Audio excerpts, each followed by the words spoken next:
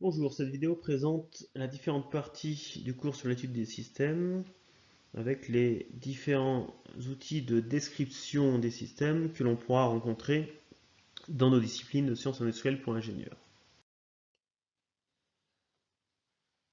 Les outils de description technique que l'on va rencontrer auront pour objet de communiquer entre différentes personnes intervenant dans l'élaboration du système pluritechnique.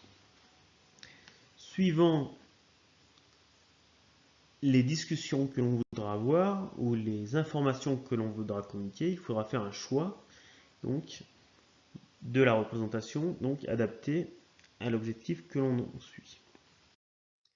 Ainsi, on pourra représenter des croquis ou des dessins à main levée qui sont des représentations qui ne sont pas normalisées, mais qui vont tout de même utiliser certaines règles d'autres représentations normalisées.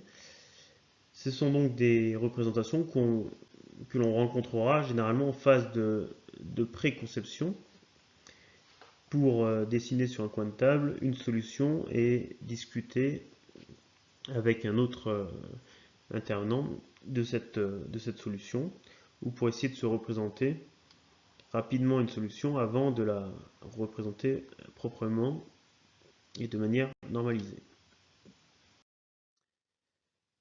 La photographie ou bien la vidéo pourra être utilisée, mais généralement à des fins commerciales, donc à des fins de publicité. Ça va nous donner des informations donc, sur le comportement réel du système et sur sa forme générale, mais ça ne sera jamais euh, une représentation contractuelle du système.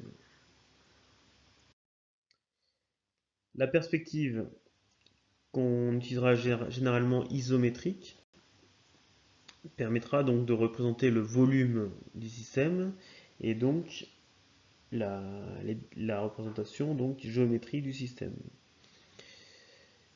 Si l'on respecte les règles de représentation, elle permettra de relever les grandeurs réelles du système, donc suivant l'échelle utilisée.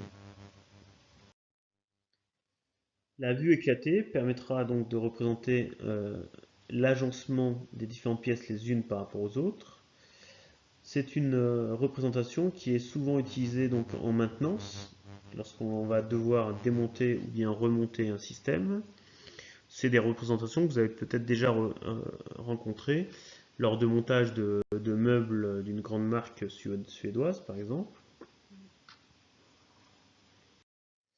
Le dessin d'ensemble, ça c'est une représentation que l'on utilisera beaucoup en phase de conception et que vous utiliserez vous personnellement lors des épreuves donc, de conception du concours.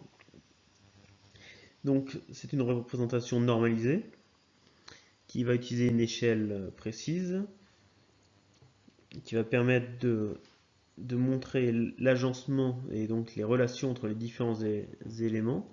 On l'accompagne généralement d'une nomenclature. Donc ici, nous voyons ici une nomenclature donc qui va permettre de lister les différentes pièces du système avec ici des indices que l'on va retrouver ici dans ces bulles-là, permettant donc de faire le lien entre la nomenclature et le dessin ensemble. Le dessin de définition va utiliser les mêmes règles que le dessin d'ensemble d'un point de vue de la représentation, mais sera là pour représenter une pièce unique. Et c'est un document qui sera utilisé donc pour la fabrication des pièces, puisque l'on aura toutes les informations sur la géométrie des pièces. Donc on voit ici différentes cotes avec différentes écritures spécifiant les défauts admissibles de la pièce. Et donc c'est un document contrat passé entre donc, le fabricant, donc celui qui va fabriquer la pièce, et celui qui l'a conçue. Ici, nous voyons une représentation issue de ce qu'on appelle un modeleur volumique ou d'un logiciel de conception assisté par ordinateur.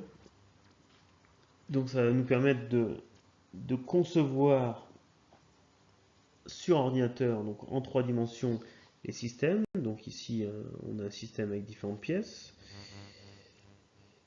Ça va nous permettre donc d'éditer ensuite des dessins d'ensemble ou alors des dessins de définition, mais aussi de simuler le comportement des systèmes et donc de vérifier le bon dimensionnement des systèmes avec les outils numériques modernes. Ici, nous voyons différents schémas, donc avec ici un schéma cinématique qui aura pour objectif donc de décrire le comportement cinématique d'un système. Ici, un schéma électrique qui va donc décrire l'agencement des composants électriques ou électroniques d'un système. Donc, suivant l'objet de la communication que l'on aura, on choisira un schéma ou un autre.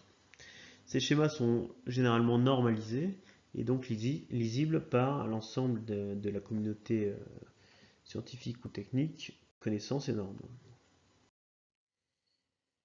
Nous pourrons rencontrer des prototypes ou des maquettes qui permettront donc soit de faire de la publicité pour avoir une représentation à une échelle réduite d'un système, mais aussi de faire des premiers tests en conditions réelles de notre système en vue soit de la fabriquer, soit de le modifier et de l'adapter en fonction des différents défauts identifiés lors de ces tests. Voilà, c'est à peu près tout pour les différentes représentations techniques que l'on rencontrera en sciences industrielles pour la génie.